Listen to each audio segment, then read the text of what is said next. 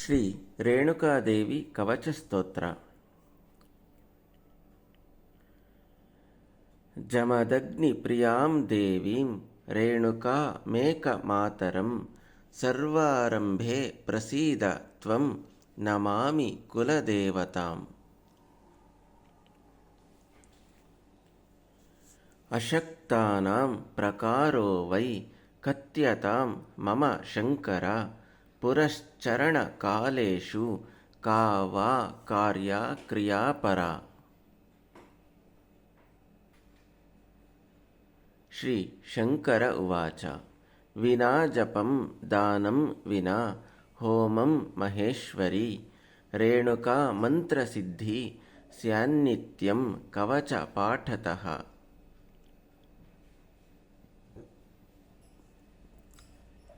ತ್ರೈಲೋಕ್ಯ ವಿಜಯಂ ನಾಮ ಕವಚಂ ಪರಮಾದ್ಭುತಂ ಸರ್ವಸಿದ್ಧಿಕರಂ ಲೋಕೆ ಸರ್ವರಾಜವಶಂಕರಂ.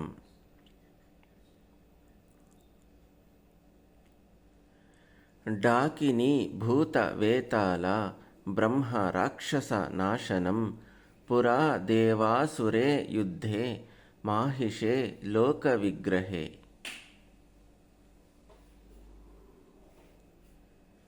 ಬ್ರಹ್ಮಣ ನಿರ್ಮಿತಾ ರಕ್ಷಾ ಸಾಧಕಾನಾಂ ಸುಖಾಯ ಚ ಮಂತ್ರವೀರ್ಯಂ ಸಮೋಪೇತಂ ಭೂತಾಪಸ್ಮಾರ ನಾಶನಂ.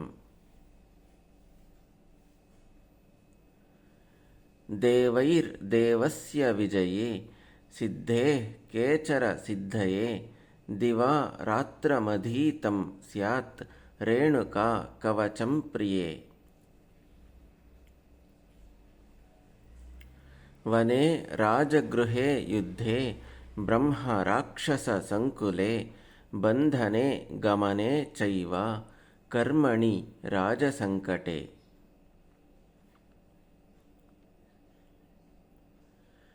ಕವಚ ಸ್ಮರಣಾದೇವ ಸರ್ವಂ ಕಲ್ಯಾಣಮಶ್ನುತೆ ರೇಣುಕಾಯಾಃ ಮಹಾದೇವ್ಯಾಃ ಕವಚಂ ಶೃಣು ಪಾರ್ವತಿ.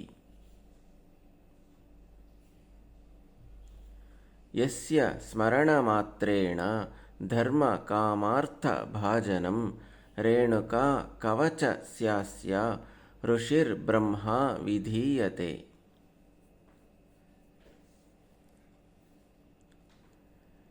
ಛಂದಃ ಚಿತ್ರಾಃ ವಯಂ ಪ್ರೋಕ್ತಂ ದೇವತಾ ರೇಣುಕಾ ಸ್ಮೃತಾ ಪೃಥ್ವೀ ಬೀಜಂ ರಮಾಶಕ್ತಿಃ ಪುರುಷಾರ್ಥ ಚತುಷ್ಟಯಂ. ವಿನಿಯೋಗೋ ಮಹೇಶಾನಿ ತದಾ ಕಾಲೇ ಪ್ರಕೀರ್ತಿತಃ ಧ್ಯಾತ್ವಾ ದೇವೀಂ ಮಹಾಮಾಯಾಂ ಜಗನ್ಮಾತರ್ ಅಂಬಿಕಾಂ.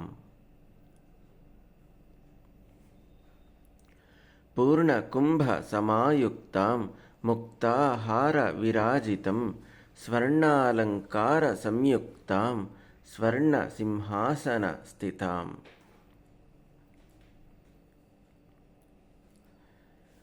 ಮಸ್ತಕೆ ಗುರುಪಾದಾಬ್ಜಾಂ ಪ್ರಣಮ್ಯ ಕವಚಂ ಪಠೇತ್ ಇಂದ್ರೋ ಮಾಂ ರಕ್ಷತು ಪ್ರಾಚ್ಯಾಂ ವಹ್ನೌ ವಹ್ನಿಃ ಸುರೇಶ್ವರಿ. ಯಾಂ ಯಾಂ ಯಮಃ ಸದಾ ಪಾತು ನೈಋತ್ಯಾಂ ನಿರ್ಋತಿ ಸ್ತತಾ ಪಶ್ಚಿಮೇ ವರುಣಃ ಪಾತು ವಾಯುವ್ಯೇ ವಾಯುದೇವತಾ. ಧನಶ್ಚೋತ್ತರೆ ಪಾತು ಈಶಾನ್ಯಾಂ ಈಶ್ವರೋ ವಿಭುಃ ಊರ್ಧ್ವಂ ಬ್ರಹ್ಮ ಸದಾ ಪಾತು ಅನಂತೋದಃ ಸದಾವತು. ಪಂಚಾಂತಕೋ ಮಹೇಂದ್ರಶ್ಚ ವಾಮಕರ್ಣೇಂದುಭೂಷಿತಃ ಪ್ರಣವಂ ಪುಟಿತಂ ಕೃತ್ವಾ ತತ್ಕೃತ್ವಾ ಪ್ರಣವಂ ಪುನಃ.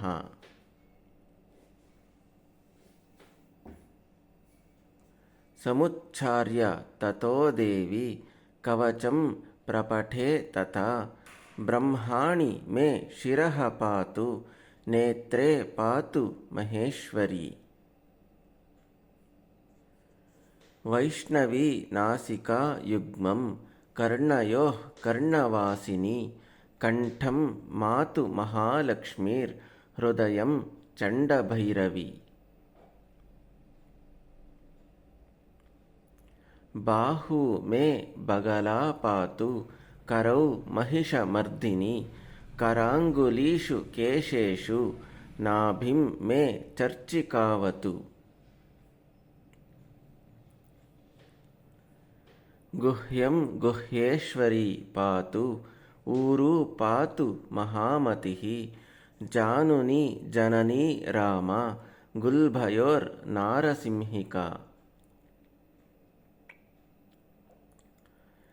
वसुन्धरा सदा पादौ पायात्पादाङ्गुलीषु च रोमकूपे मेदमज्जा रक्तमांसास्ति खण्डिके।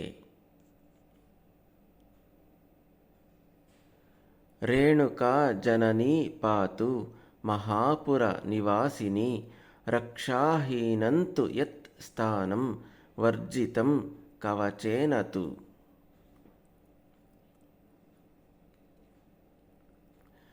पूर्वं बीजं समुच्चार्य सम्पुटक्रमयोगतः मुद्रां वद्ध्वा महेशानि गोलं न्यासं समाचरेत्। अस्य श्री रेणुका कवचमन्त्रस्य ब्रह्मऋषिः अनुष्ठप् छन्दः रेणुकादेवता लं बीजं रेणुकाप्रीत्यर्थे गोलन्यासे विनियोगः। ॐ राम अंगुष्ठाभ्यां नमः। ॐ ह्रीं तर्जनीभ्यां नमः। ॐ ह्रूं मध्यमाभ्यां नमः। ॐ रैं अनामिकाभ्यां नमः। ॐ रौं कनिष्ठकाभ्यां नमः। ॐ रः करतलकरपृष्ठाभ्यां नमः। एवं हृदयादिन्यासः। ॐ पं नमः मूर्ध्नि।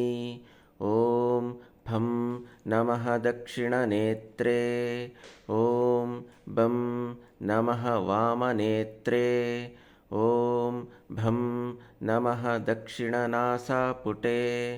ॐ मं नमः वामनासापुटे। ॐ यं नमः दक्षिणकर्णे। ॐ रं नमः वामकर्णे।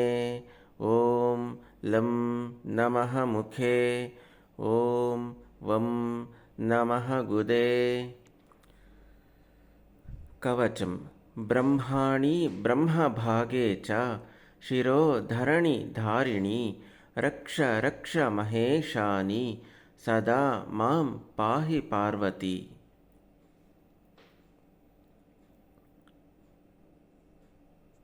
भैरवी त्रिपुरा बाला वज्रा मे तारिणी परा रक्ष रक्ष महेशानि सदा मां पाहि पार्वती।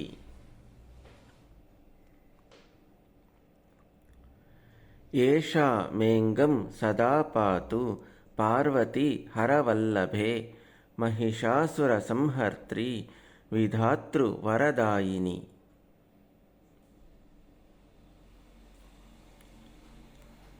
मस्तके पातु मे नित्यं महाकाली प्रसीदतु आकाशे ताडका पातु पाताळे वह्निवासिनी। वामदक्षिणयोश्चापि कालिका च करालिका धनुर्बाणधरा चैव खड्गखट्वाङ्गधारिणी।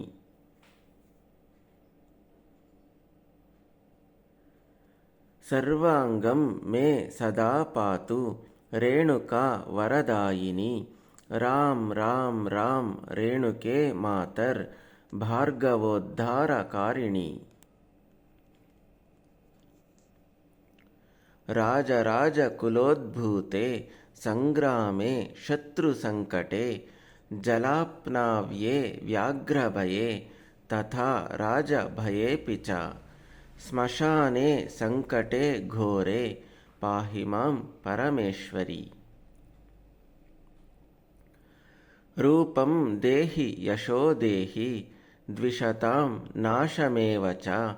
प्रसादः स्याच्छुभो मातर्वरदा रेणुके भव। ऐं महेशी महेश्वरी चण्डिके मे भुजङ्गधारिणी शङ्खपालिके कनककुण्डलमण्डलभाजने वपुरिदञ्च पुनूहि महेश्वरी।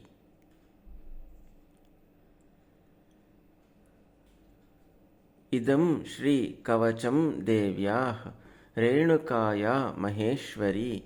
त्रिकालं यः पठेन्नित्यं तस्य सिद्धिः प्रजायते। ग्रहणेऽर्कस्य चन्द्रस्य शुचिः पूर्वमुपोषितः शतत्रयावृत्तिपाठाद् अन्त्रसिद्धिः प्रजायते। नदी संगममासाध्या नाभिमात्रोदकस्थितः रविमण्डलमद्वीक्ष्य जले तत्र स्थितां शिवम्।